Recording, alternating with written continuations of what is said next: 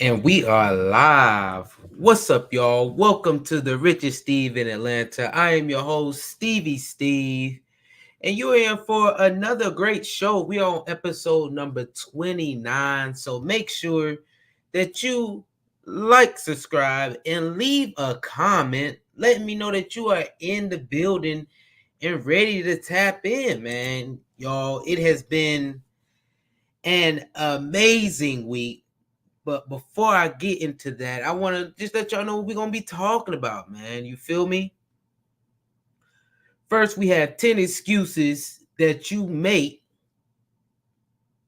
10 excuses that you're making right now to not get to the next level, to not upgrade. Then we have saying no to your friends. I don't know why people feel guilty to say no to their friends, but sometimes you need to tell your friends no. And then we have why you need to look poor. Why you need to look poor. So, like I said, you're in for a great show. So make sure you like, subscribe, and leave a comment. Y'all, this week that I've had at home has been, I would say, absolutely beautiful. I did a lot of relaxing. Of course, I got to work from home. But that's not the highlight, y'all. The highlight of my week has been I paid off my student loans. Yes, I did. I am finally done with those, man. The 2.5, 3 year process that I've been going through to pay those off, all the ups and downs that I've gone through to pay those off, all the trials and tribulations that I've gone through to pay those off, they are done with. Done with. And the crazy part is they wasn't all the way done with because I got so excited.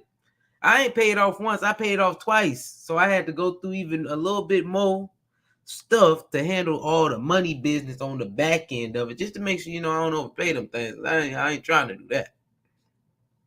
But yeah, I was so excited to do them. I did them twice, which was crazy to me. I mean, so I paid off my student loans. It's been a few days. It hasn't hit. It hasn't hit as much yet. I'm gonna have to do a video reviewing how I really feel about it, after I have some time to sit on it. But I ain't gonna lie to y'all, I keep saying it. I say it all the time. I just say, yep, paid off my student loans. Yep, they're done. Paid off my student loans. All I'm doing is to wait for that account to say zero. You know how them student loan places love to do. They like to keep you in there. So I just need that thing to go ahead and process all the way out so that account says zero.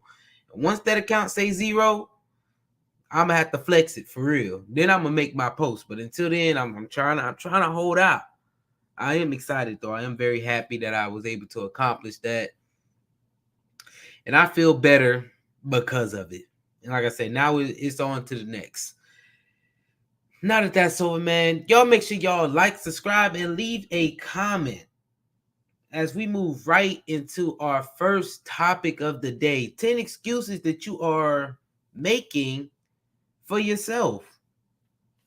We've all made excuses of, why we're being lazy or not accomplishing things in our lives.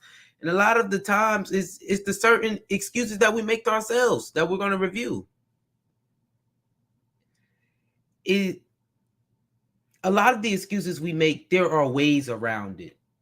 We're giving those excuses power. And a lot of the time it is us being lazy. A lot of them are being lazy. So let's go ahead and get right on into this. Let's go.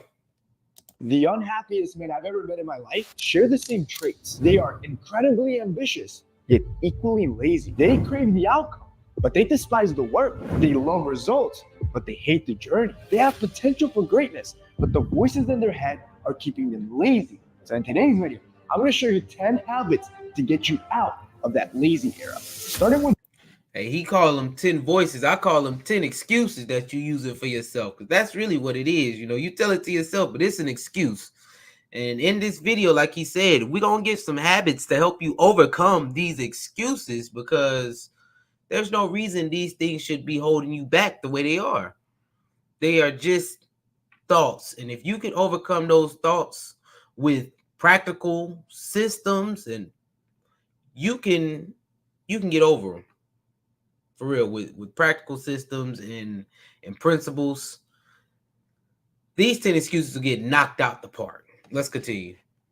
Voice number one. Oh, I don't know what to do. You see, not knowing what to do, this is what keeps most men lazy. So I'm going to show you how to find something to do. In Japanese culture, there is a concept called ikaigi, and it's broken down into 4 circles. What you love and what the world needs, this would be your mission. What you love and what you're good at, this is your passion. What you're good at and what you're paid for, this is your profession. And what you're paid for and the world needs, this is your vocation. If you're unsure about what you need to do in your life, I want you to write these 4 circles down on a piece of paper and then write down the things that fit into each of these circles. Then you need to try to find that one thing that overlaps all 4 circles. That is your ikaigi. For me, creating content fell into all 4 circles. I get paid for it. I love what I'm doing. It's what young men need, and I'm really good at. You have to remember, this is only one of the 10 voices you're gonna hear in your head that's gonna keep you lazy. Move on to voice number 2. Okay, voice number 1, not knowing what to do. Y'all seen that Ikaigi thing? That's the second time I've actually seen that. The first time was by Hafiz. These two people, they must be in like the same kind of circle because they was talking about the Ikaigi thing. But not knowing what to do is, to me, one of the biggest excuses for not moving on to the next step or being lazy in general. Yeah, I just don't know what to do. You got to figure it out. And if you use that exercise that he just gave, you'll be able to figure that out. So y'all see how finding your Ikaigi, yeah, I think that's beautiful. Like he said, his was content creation. Mine is, I'm hoping it'll be content creation one day. But for me, it's really just finding something you enjoy and doing it. Working towards it. That'll help you to know what you want to do. Like everyone, you can't sit there and wallow and not knowing what to do and use that as an excuse. No. Put this exercise into place, get you those 4 circles, fill it out, and then start working towards your Ikagi. Let's continue. Oh, I just can't. If you believe you can't do something, you'll never have the confidence to try. So here are some tips to instantly look and feel more confident. When you're working from home, instead of staying in your pajamas or sweats all day, dress up nicely. Instead of slouching on your desk, I want you to sit up straight with your chest lifted and your shoulders rolled back. Instead of sitting in a cluttered room, I want you to tidy it up and put everything in its place. And then instead of sitting in a stuffy home, I want you to open some windows so you can breathe some fresh air. Voice number... y'all say can't. Voice number 2 is, I just can't do that. Y'all say can't. Anything is possible if you put your mind to it. Look, come on now. Nah, but saying that you can't, come on now. You really believe that you can't do anything that you put your mind to? If you're saying you can't do it, then it's not. I feel like saying I just can't do it is definitely a mood that you're in. It has to be a mood that you're feeling. That's why when he gave you tips to get past the I just can't, he gave you things that would make your mood better. Getting fresh air, waking up, getting out of bed, putting on clothes. You know, all those things are supposed to help put you at a higher frequency mood set. That way you're not thinking, I just can't do that.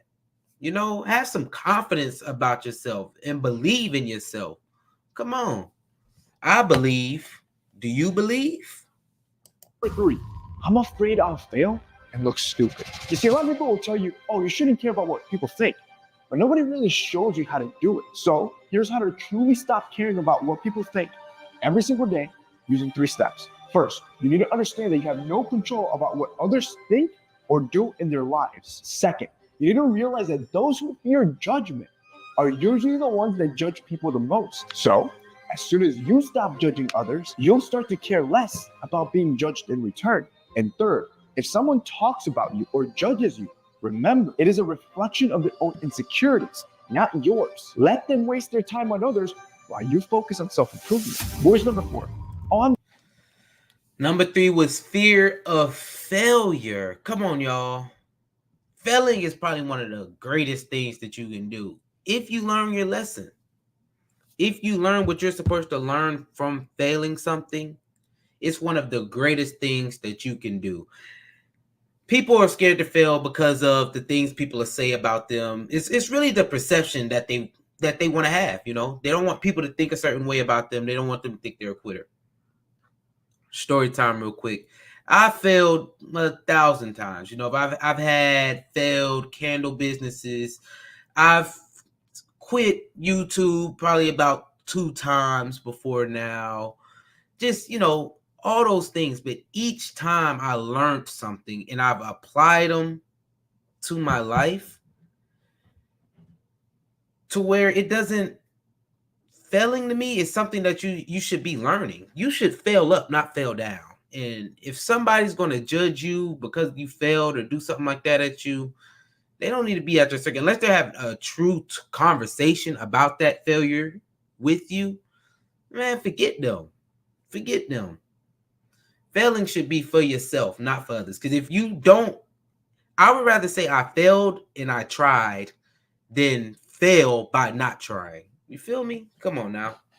Let's continue. I'm just a lazy person. When you're feeling down or lazy, doing something more challenging is going to help you bounce back quickly. This is how dopamine works, which is why it's important to start your day with a small, productive task and then move on to something slightly more challenging. So I'm going to show you my morning routine that I use to trigger my dopamine and avoid being lazy. First, I wake up immediately and I make my bed.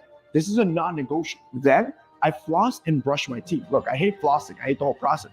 That's exactly why I do it. That's the point. And third, I do my skincare routine, which is the most effort of all, but it also has the highest return because it makes you feel great. For example, every time I use my microdermabrasion tool from PMD, I am regenerating my skin to make it look young. And just look at the before and afters of some of the people that use the microdermabrasion. You can see just how well their skin has regenerated, giving them flawless skin.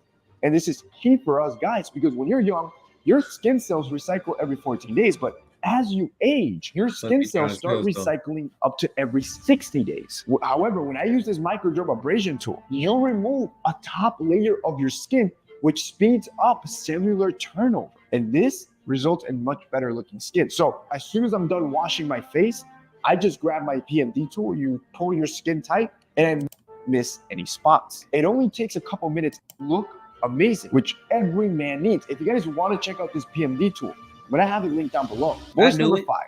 All right, voice number 4 was being too lazy. I'm just lazy.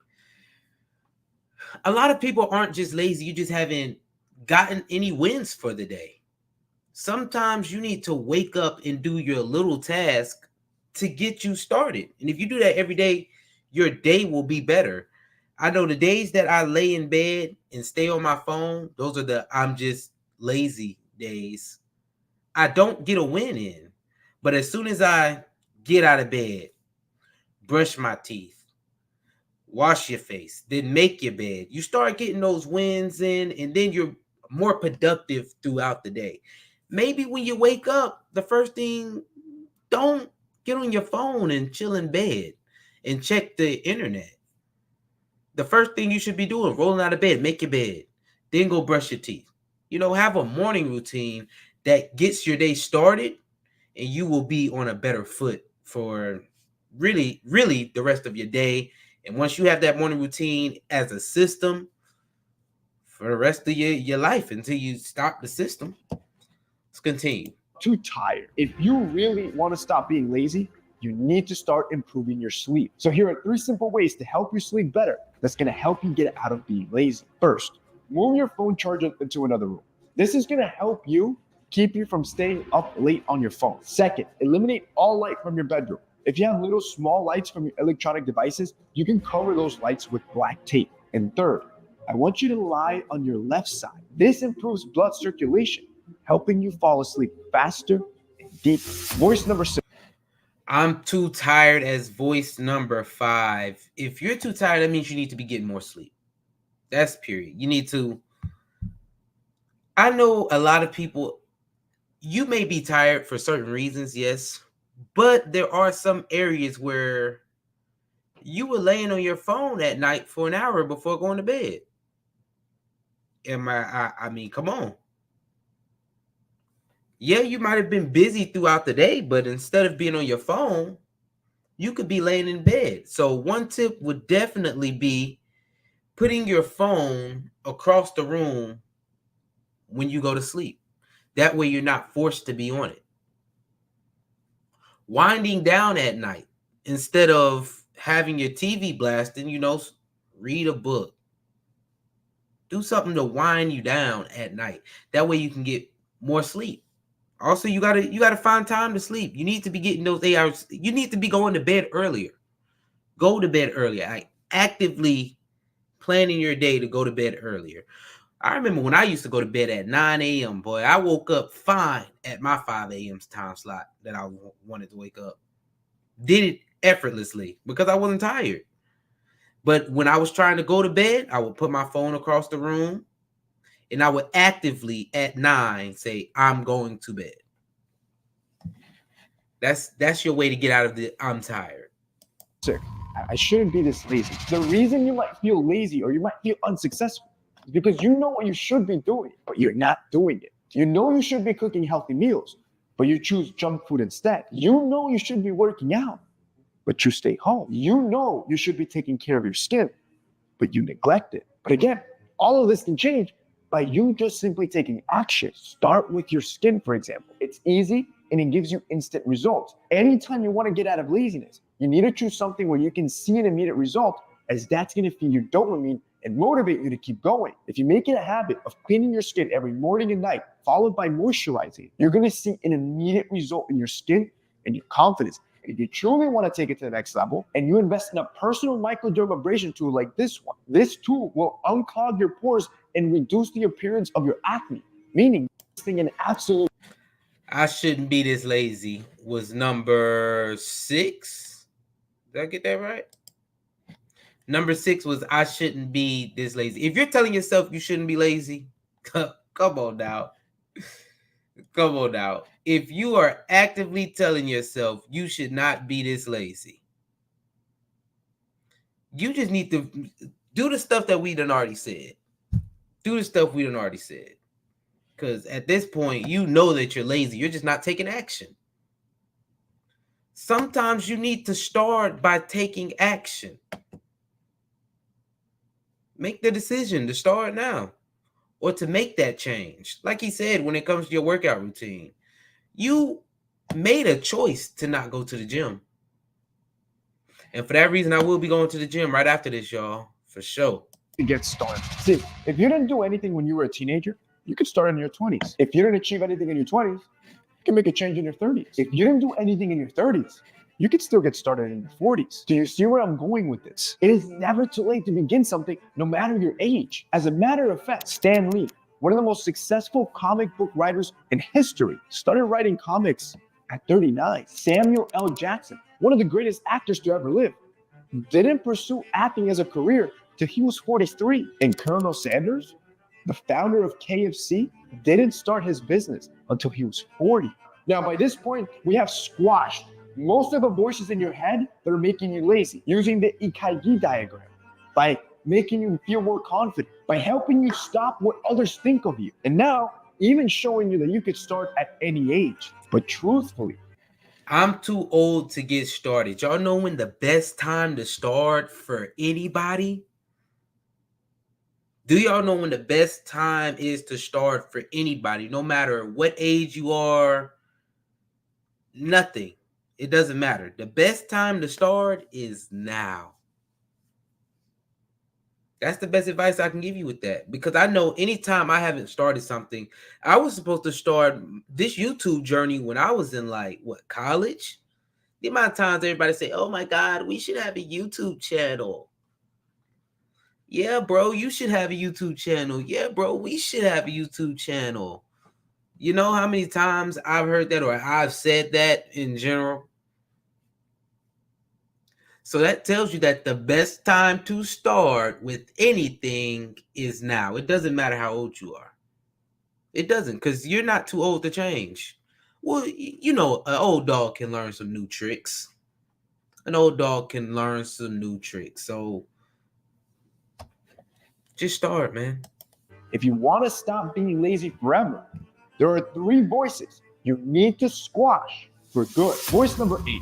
Oh, this isn't the right moment. You need to stop waiting for the right time because time isn't waiting for you. Instead, start with minimal progress. For example, tomorrow, work on your goals for just 1 minute. The next day, work for 2 minutes, then 3 minutes the day after, and so on. As your streak continues, you're going to start to capitalize on something called the sunken cost fallacy. Because you've already put a certain number of days into this, you're going to feel more invested and inclined to keep going. By day 100, you'll be working on your goals for 100 minutes, and you'll be so invested and conditioned that you're going to continue this streak well into the future. You're then going to realize just how much you've accomplished and how silly it was to even think this. Voice number 9.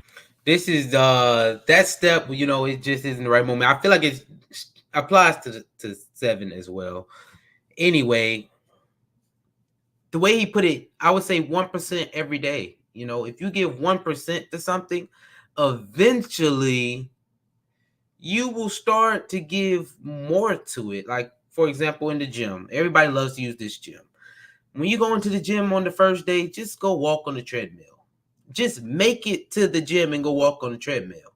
And after some time of walking on the treadmill, you'll say, you'll see yourself spending more time in the gym. Now, instead of walking on the treadmill, you're going and, you picked up a dumbbell today. And then after that, a little while, now you're doing squats on the squat rack. And you just kind of adapt to everything. But you got to start now, You have to start now because eventually you will be putting more time into it. Just get it a part of your system. Oh, I don't have enough time. Relax. Bro, take your time.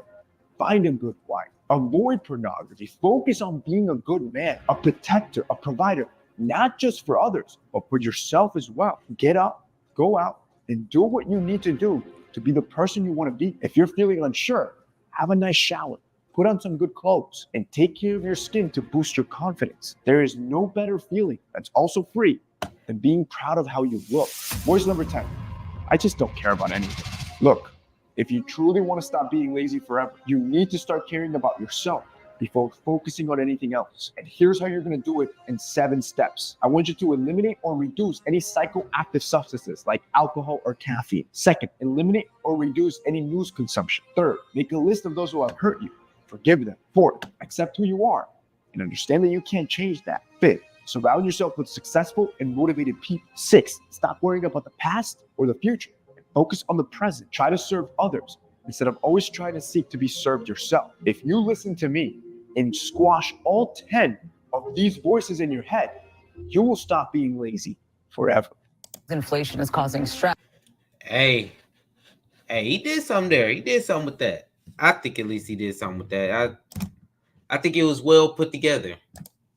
I think that was well put together. 10 excuses that you make for yourself. The last one, I just don't care anymore. If you're at that point, I think, yeah, you the things that he said, start looking. You got to stop looking at the news because all that's doom and gloom. You think the world's going to end all of a sudden. Start working for others. All those positive things. You got to get out of that negative mind state that you're in because that's definitely not productive. And I see you being lazy. If you're saying that, I just don't care anymore.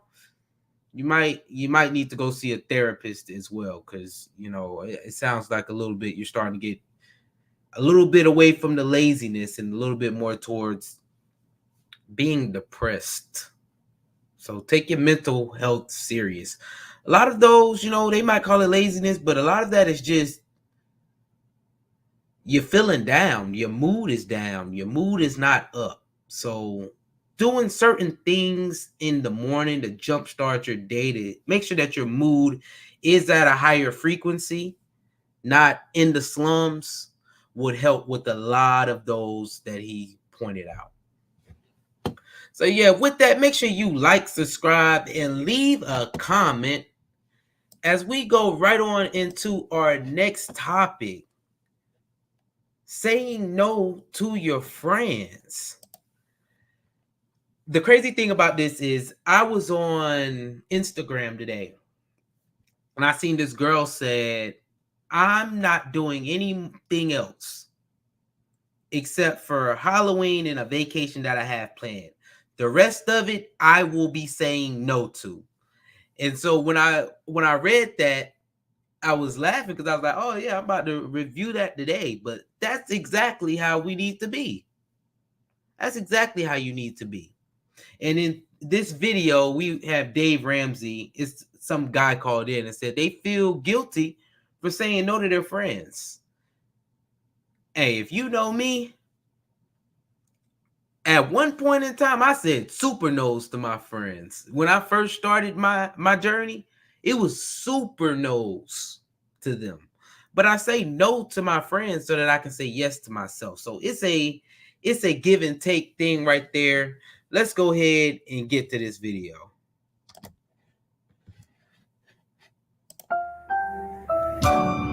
Brought to you by the EveryDollar app. Start budgeting for free today. So my question's about eating out. So I'm 29, trying to increase my savings budget a little bit more this year, and part of that is eating out less. But I'm doing fairly well financially, and it's been hard or weird or I don't know, maybe guilty to say no to friends and coworkers who I know make less than I do, and they want me to go out to eat with them, and I'm just trying to make that budget decision. So I'm looking for some guidance just on that thinking process. So are you running into situations where they're going like, oh, come on, man. And you're going, hey, I can't do it. I'm on a budget. What's the conversations like? And what's the pushback? I never say I'm on a budget, but I have been packing my lunch more at work and just sort of saying no to things, saying I'm tired or, I got some commitment and sort of making excuses to get out of that. But the driver is budget. So what is it you feel guilty about? You're doing what you want to do. Why would you haven't done anything wrong. Why are you guilty? I guess it's because I like I said, I do, I make over $100,000 a year, got a couple side gigs going, and I drive a reasonably nice car, and it just feels weird. The social aspect of saying no to it, just for the money reasons, even though that is a goal I have financially. Yeah. It doesn't feel weird to me. I ain't gonna lie to y'all. It doesn't feel weird to me, but the only time that I felt weird, like saying no to somebody, happened to me yesterday. As y'all know, I do drive a pretty nice car, so it looks nice. But I pull up to Chipotle, and it's this guy and his son. They're sitting outside, and he's asking like, yo, can I get some money for some help? We need help. But I've seen him there before, and the first time I did help him out, because I felt bad. But this time, I kind of felt good because I pull up. I said, oh, I know he out there asking for money. He looking at my car. He said, oh, yeah, he got it. So I felt bad. Like, I was like, but I really didn't have it. I don't know why I would feel bad about that. But at the same time, I got to say no to you. Every time I come up here to this Chipotle, I can't be giving you money. So it can't happen. That ain't gonna rock. Another conversation you'll have with your friends, y'all, it be brunch. It be my friends. Shouts out to y'all for still inviting me to stuff anyway, because I know it was a time where I said heck no to a lot of stuff. Vacations, brunches. Those were the two that they always were trying to do, vacation and brunch. That's the two that my friends was doing. If it was something free, I'd come hang out. But vacation and brunches, nah, I can't even do that. And the thing about vacations is y'all know they're expensive. So what I do with a vacation is from the jump, I tell them I'm not going to make it. But still give me the information. So if I budget it out in my plan and then it ends up, okay, I can actually budget this out and I can make that money up, then I'll come back at at like that halfway moment, like, yo, can I get in there? I'm trying to go on a vacation now. Which is why I say shout out to my friends for even inviting me to stuff. But yeah, feeling guilty because you have stuff and you in a better position, heck no. Especially when you tell somebody else no, because Just because you want to live your life a certain way does not mean I have to live my life a certain way. And it doesn't matter if I make more money than you. That makes no sense to me. In this situation, I would not feel guilty. Because like I said, I'm saying no to you, but I'm saying yes to myself. I'm saying yes to the things that I want to accomplish. And that to me is what matters more than anything. I think it's just you're just smarter than most people. I mean, most people that other people run their lives, and instead you're actually running your life.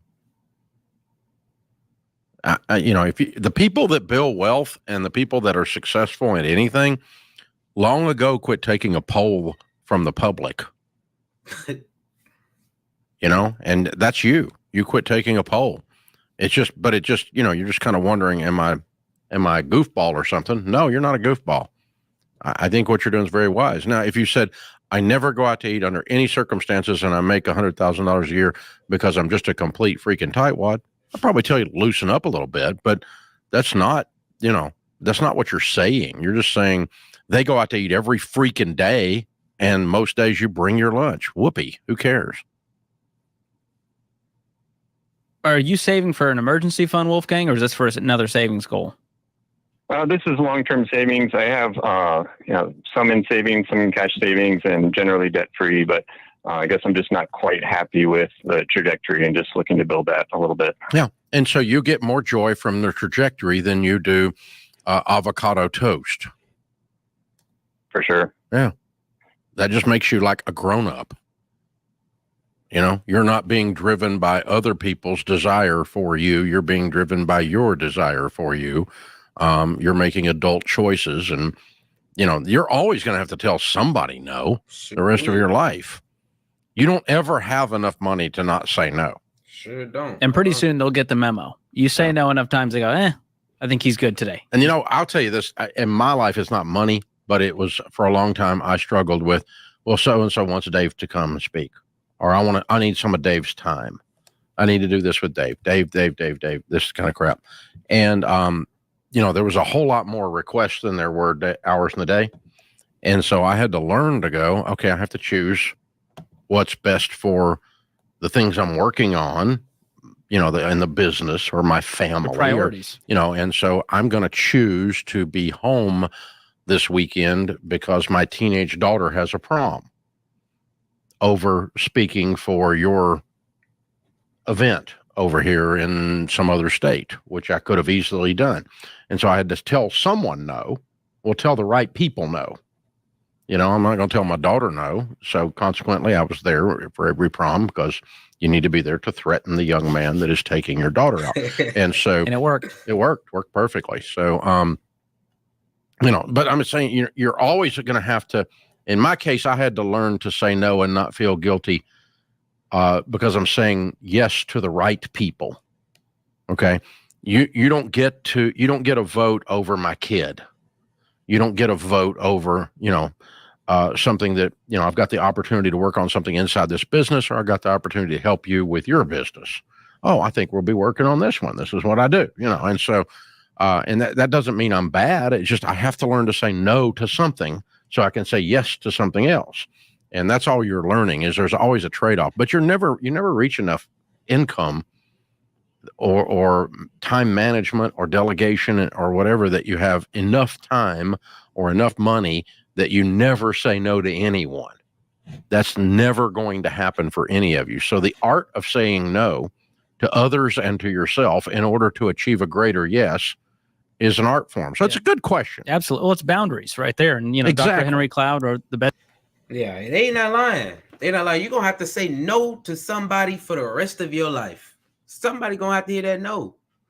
The problem is some of y'all let your friends run you and dictate everything that you do. So you're going to feel guilty about it. You let someone else dictate everything that you do. You got to make a choice. You would be willing to go broke to go on your friend's vacation trip for their birthday. Ain't no way. If it's not budgeted for me, it ain't happening. It's going to be a no. You might not be able to attend that a couple lunches. I know it's been plenty of times where I've been on the road with my coworkers. They want to go out to eat for dinner. I had to, y'all, I'm trying to save. I'm trying to make more money, not lose more money from being out here. So I had to tell them no. You're going to have to say no for the rest of your life, for your time, for all that. And really, it's not just saying no to somebody. It's saying yes to something else. Man, I would like to. However, I'm trying to save money. That's not telling them no. That's saying I'm trying to save money. So don't feel guilty for telling people no. Because at the end of the day, if you keep telling people yes, you'll be over leveraged, overrun, no time in your day, and everyone else will be dictating the things that you do with your life. That's point blank, period. Let me see if they got anything else. Best-selling book on that. He's a friend of ours, and that's a hard thing to do, especially when you're younger. And I'm like him. I'm a people pleaser. So the one thing I want to do is just go, yes, absolutely, I'm in. And when I was getting out of debt or whenever I had a goal, I had to say no to a lot. But you'll find that the right friends stick around through that. That's exactly what they do, man. They will definitely stick around through it all, and they'll still invite you out to do things, man. You don't have to. You won't be tossed to the dirt if they're your real friends, and maybe y'all just grow apart sometimes. Some of your friends, all y'all do is go out to brunch, and that's what's keeping y'all together. And once you stop doing that, you have to accept that y'all might not be as close as y'all once were. But you're not saying no to the friendship. You're saying yes to something else. That's all I can say about that, man. So if you with me, make sure you like, subscribe, and leave a comment as we move right on into our last topic of the day. Why you need to look poor. Why you need to look poor. I'm going to go straight back into that same story, y'all. When I seen this, I said, man, I wish I looked poor right now. Because at the Chipotle, I'm telling y'all, I sit there, I pull up with my nice looking Toyota. They looking like, oh yeah, that's fine. That look nice. He gonna say, I know I'm about to ask him for money. I was like, man, if I was driving a hoopty, I wouldn't feel bad at all saying, heck no. Do it look like I got it? You feel me? How the looking for aspect of it? Like I could have it. I could have it in my pocket. But the analytics of it, like how it looked to the public is, oh yeah, he got it. When in reality, y'all, I don't have it. I'm just good at budgeting. What you mean? Like, I'm just pretty good at budgeting. Yeah, but when you pull up in something like that, it definitely makes you feel some type of way. Like, oh, he got this nice car. He can't give me $1. And I'm thinking like, bro, I gave you $1 already. I ain't give you no other dollar. I gave him a little bit more than $1 that first time. That's really why I get. Other than that, yeah, looking poor, people don't ask you for nothing. There's a lot of reasons why not flexing all the time is the way to go. It's the way to go. And I feel like, especially in our culture, all we do is flex. All we do is flex. That's all we want to do. So let's go ahead and get this video on why you need to be looking poor for your well-being. Let's get it. Yes, I've been poor, middle class, and I've had some wealth. And I can tell you right now, there's a difference between the mentality at each level in terms of how they look at money and how they look at things. See, poor people in America, oftentimes they want to look better than what their current financial status or situation is. And so oftentimes you in America make poor financial decisions in an effort to look outside and feel better about their financial situation. And y'all know who that describes perfectly? Black America. I'm not sorry. That describes Black America 1000%. Middle class is, but going to the club with these chains is ridiculous. Having fresh Jordans is ridiculous. Chrome Heart is ridiculous. But hey, like I said, that describes Black America. We might not got it, but we gonna look it.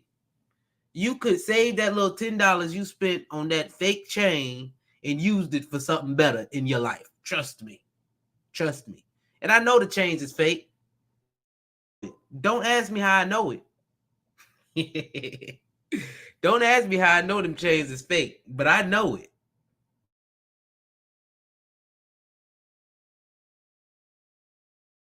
The most craziest things I feel like us as Black Americans, what we portray. You want to portray like you got something, but in reality, it ain't nothing, man. That just sucks in general. Like, I'd rather look like I have nothing and have stuff to actually work with than to be able to go out and flex on people with my nothing anyway. You feel me? Like, I ain't got nothing and I'm out here flexing. That just don't sit right with me. That don't sit right with me. That's why y'all, it was tough for me to wear chains. It's tough for me to have bling. Or if I did, it was some zirconium, that cubic zirconium, and that silver painted gold chains that I had on. But like I said, why even have that when that money could be going something else totally better than that? It's just a waste of money at that point to me. But yeah, we definitely participate in wanting to look rich and not being wealthy at all. Class people in America, they want to feel good about their financial situation too. And they really want to feel like they're not struggling. They want to feel like they're not broke because they work so hard. And you oftentimes hear middle class people in America say things like, I want to enjoy my life too.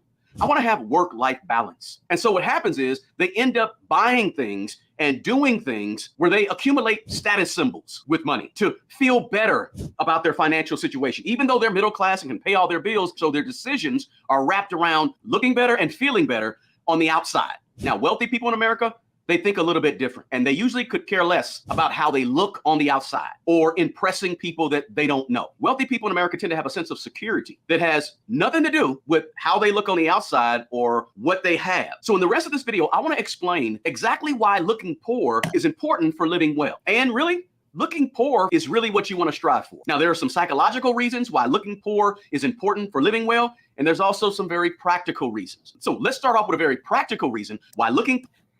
Y'all know one of the fits to me that describe the person that they got some money, but they don't look like it. The Skechers dad sneaker thing that they had going on back in the day. Y'all know that them fathers who had the Skechers shoes.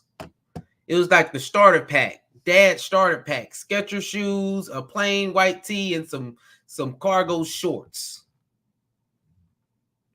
That to me is what that was looking like. Because you know they was pulling up to some nice houses.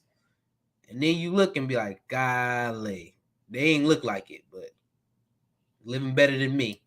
Poor is important for living well, and that is for safety reasons. I mean, let's just be real with it, guys. In certain environments, appearing less wealthy can reduce your chances of theft, being robbed, or becoming a target for a scam or somebody who's looking to do some damage. Look, nowadays, when people have less than you, they might target you. Look, we live in a crazy world, so keeping a lower profile can be a really good thing in a lot of instances. When people know what you got, you become an easier target to people. So look, you don't have to have the newest this, the latest that, the fanciest car, the biggest car, or go on the fanciest vacations where you're snapping the photos and you're taking the selfies to post on IG. Look, none of that is really necessary, but when you do that, you set yourself up to be more of a target potentially, right? It can cause some unwanted attention and more drama than you really want, right? We have more and more people in this world today who have less than, and they feel bad about it. So just be careful. That's a real practical reason why looking poor is important for living well. Now, let me say this. This video is not to put anybody down who may have a different opinion than I have, or it's not meant to criticize anyone else in terms of how you think about money. It's just my perspective. Now, another thing is modesty and humility.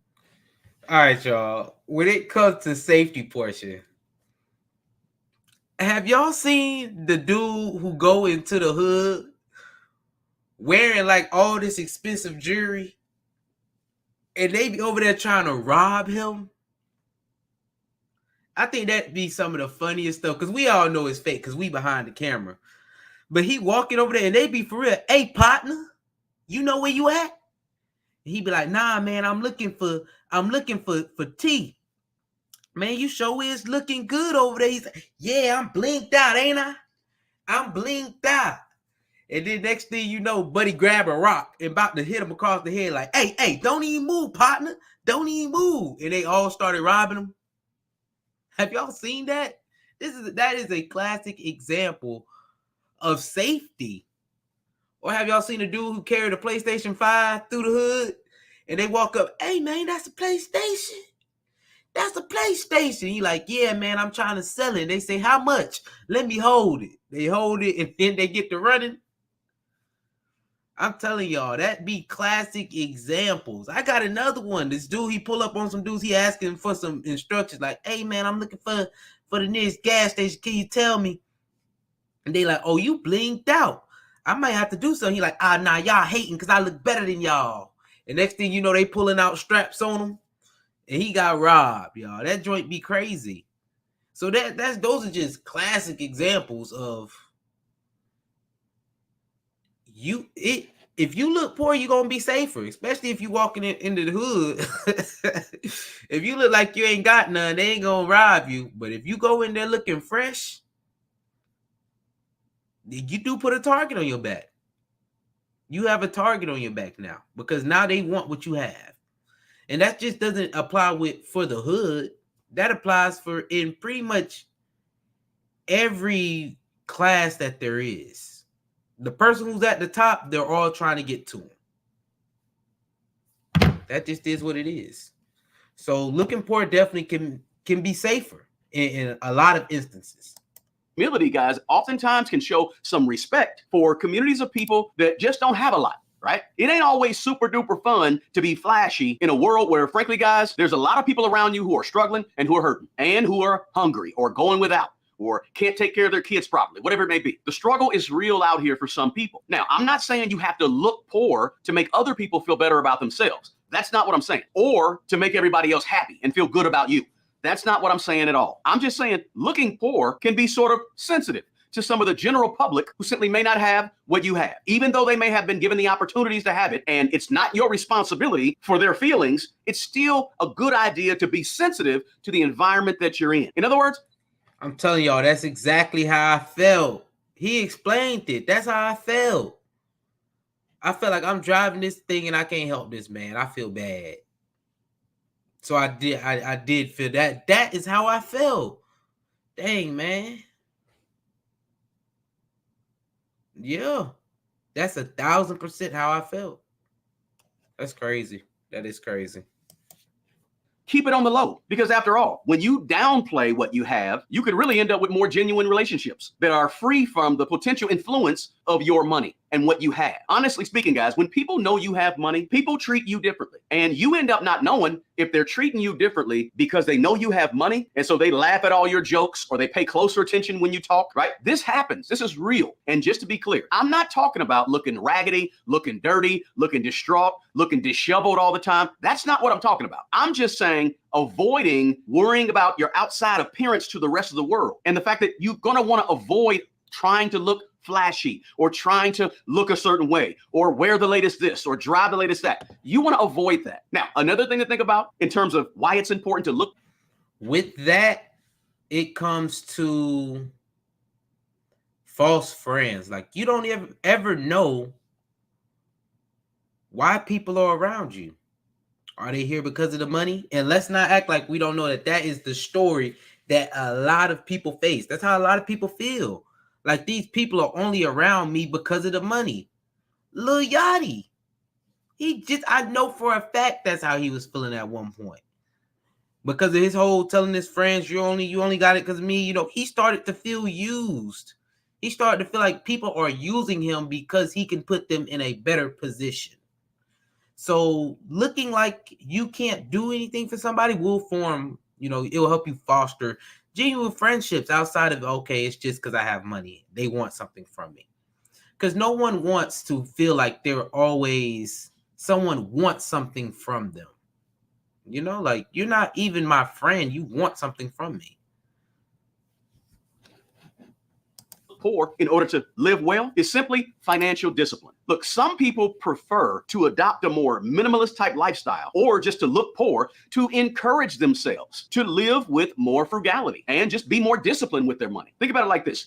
By not investing your money in looking good on the outside, right, with expensive clothing, expensive shoes, the fanciest car, the biggest home, whatever it may be, you can ultimately save more money and, of course, invest and grow more money. And you can ultimately reach your long-term financial goals quicker when you look poor. The fact is, it costs money to look a certain way, right? It costs to look like you have money, right? It takes money to look like you actually have money. So looking like you have money is expensive, and it's cheaper and much less expensive to look poor. It also costs a lot of time, a lot of energy, and emotional stress oftentimes. So think about it like this. When you spend so much money on clothes and vacations and all the things on the outside to look a certain way, you're really just forfeiting a lot of future wealth to look a certain way today. Because the truth is this, if you insist on driving half your wealth and wearing the other half of your wealth, you're going to have a hard time actually becoming wealthy or having some money because you're spending so much of it on what's on the outside and what's up front to impress other people that you may not know. And it's reinforcing the fact that you don't have the one thing you need to build wealth,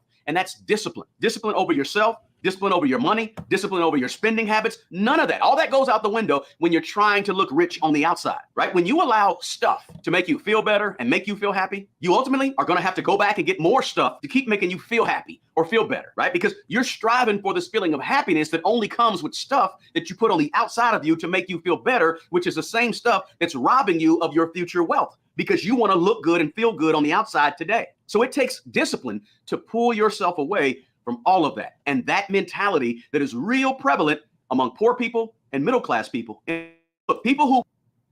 Hey, the financial discipline aspect of why you need to look poor, it can be played out in so many different ways. You got to think about it. If you're trying to keep up with the looks on the outside, that stuff is always changing. You will never be able to grow your wealth if you're always having to look a certain way because you always having to buy new things. There will always be a newest car. There will always be newer clothes. There will always be a new pair of Jordans, you know? There will always be a new chain that you want.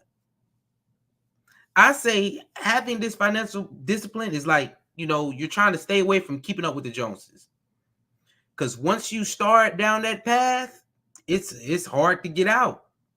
It's very hard to get out. Once you start trying to keep up with them Joneses, it's tough. It is tough. So by showing you have some frugality about yourself, you know, like you're trying to be minimalist in a lot of things, it will help with your that financial discipline. Because you can't have financial discipline unless you already got the money, unless you already got it. You can't have financial discipline out here showing out for everyone.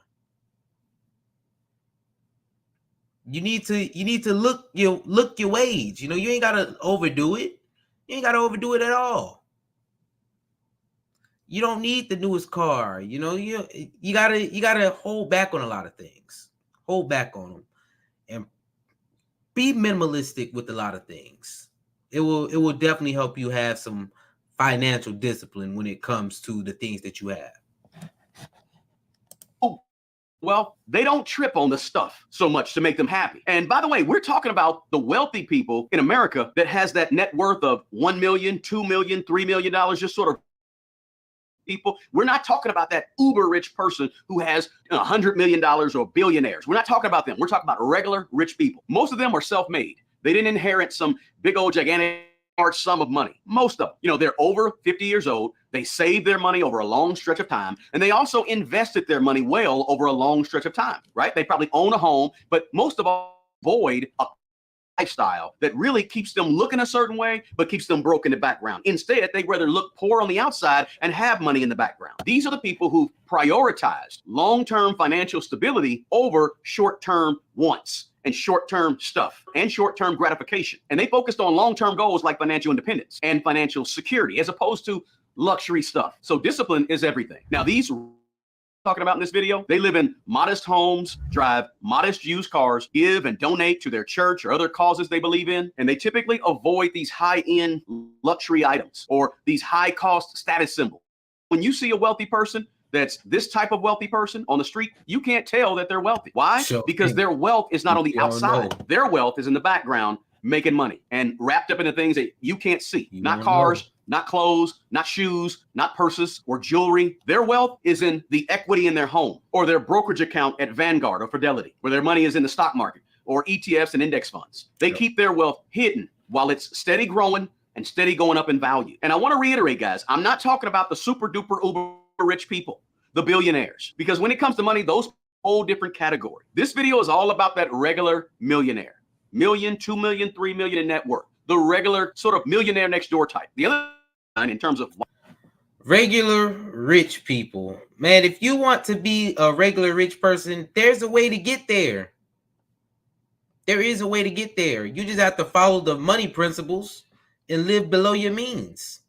Some people are okay with just being regular millionaires, you know? I want to get it a little further the way I can enjoy some of the wealth that I've obtained. But if you are fine with living below your means all your life, working it slowly, you're going to become a millionaire. That's period, point blank. It happens for a lot of people, the average millionaire who are self-made. All they did was live below their means, had a modest house, had a regular car, put money into their 401k, put money into their brokerage accounts, let it grow through the stock market, let it sit there, did it the boring way. So that's the blueprint. That's the basic blueprint to getting to $1 million. It takes time, of course. Of course it will take time. But if you want to be a millionaire bad and you have no other option, the boring route might be the route that you need to go. You'll get there. why looking poor is important for living well is we have to make sure that we separate what we see on social media or on TV, right? Because what we see on social media and TV about wealth and who wealthy people are is usually false. What happens to a lot of people in the poor and middle class is you end up copying and emulating these people we see on TV or social media that we think are representative of what wealthy people and rich people really are and who they are and what they do. But the key is we have to pull ourselves away from that mentality. Yep. I got to stop that. Yep. He's not lying. Growing up, black kids, all we see is athletes. We see athletes flexing their chains, flaunting their cars. We see artists flexing their chains, bumping their cars. When in reality, all of that stuff is fake. Half of those athletes went broke 2 years after being out the league. Half of those artists is broke in real life. They in debt.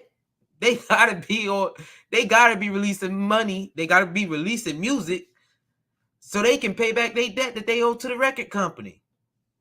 All of that stuff is fake. Some of their chains, fake. The rap all-stars you see, they chains be fake. Let's just let that on out. Yes, they chains be fake. Your hood stars you see at the club, if you go to the club and you see them flexing on social media, a lot of your friends got fake chains. Don't ask me how I know. I might have had a few fake chains. And when I was out there getting my fake chains, I seen somebody else with their fake chain. That just is what it is. That just is what it is. You get, or you're in a battle, a losing battle, because you can't afford this stuff. While they can make it shake in that moment.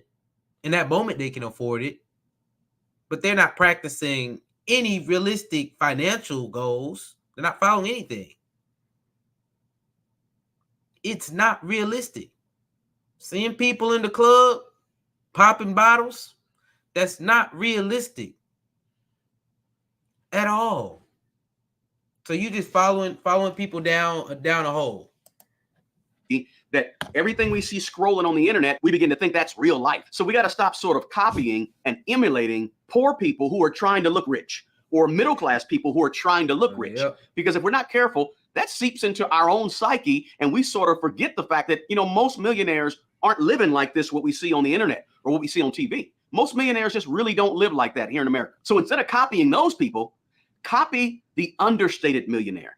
Copy the millionaire next door, the regular rich person who you can't even tell is rich. Copy that person. I know it's not glamorous, it's not sexy, it's not fun, it doesn't get you hyped up and get you emotionally charged up to copy the regular rich person. But if you really want to be wealthy, you want to copy regular wealthy people. Rich. Copy the average millionaire as opposed to the glamorized version of the millionaire. So in other words, do the understated little things out front. And in the back is where you have your money going to work and working really hard for you, where everybody can't see it and everybody doesn't need to see it. Keep it simple. Do your budget every month, written down, right? There you go. Do a net worth statement a couple of times a year. Okay. Make sure you have emergency money put to the side, plenty of emergency money in case something goes wrong, because it will go wrong. And pay off your debts on anything that's going down in value.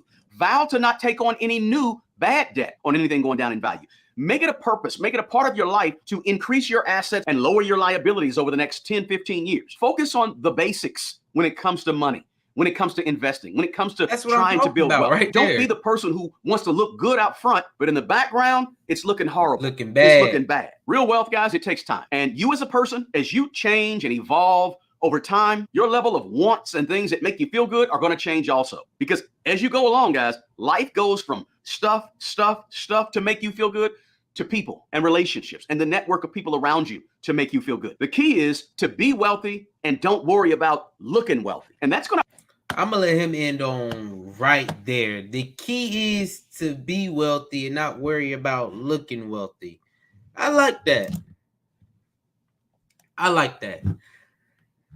A lot of times I've figured it out, y'all. Money is definitely a time thing. If you put in the time, if you do the right things, if you use the right system for an extended period of time, you will get the results. You get the results. The problem is we see all of the flashy millionaires, when in reality, that's not what it is. That's not what it is. A lot of times it's the boring stuff in the background that's really making it work. Like, for instance, having a budget.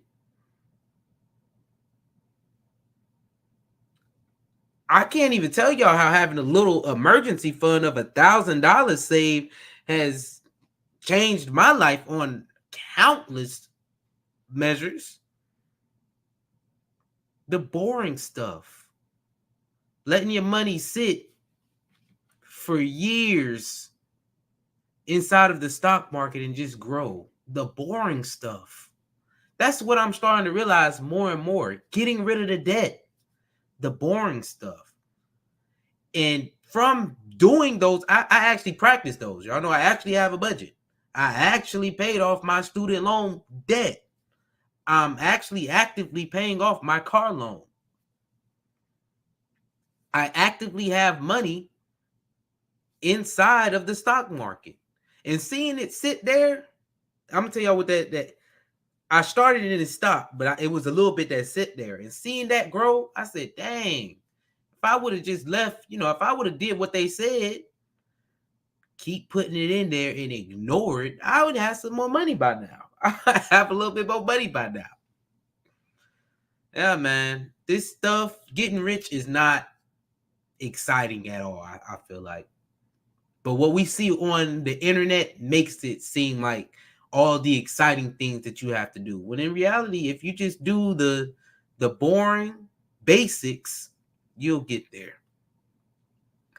And with that, make sure y'all like, subscribe, and leave a comment. That is going to be the end of the show. I hope y'all had enjoyed this. First, we talked about 10 excuses that we have all used before now. 10 excuses that we've all been using to be lazy. Then we talked about saying no to your friends, and we ended it off with why you need to look poor. Why it's important to look poor. Each of those 10 excuses, man, they're excuses because a lot of those are things that we can get over. Saying no to your friends is not saying no to your friends, it's saying yes to yourself. And then looking poor, man, do the basics. Do the basics and you will get there. That way you don't look rich, but in the shed, it's burning down. With that, y'all, I want to say thank y'all for tapping into another episode. Next time I see y'all, I will be back in Sweden, so we'll see how that goes. Like I said, my time's been all over the place, but you've still been getting an episode every Wednesday, man. So I will see y'all next week. Thank y'all for tuning in. I appreciate y'all for tapping in. Peace, love, and riches. I'm out.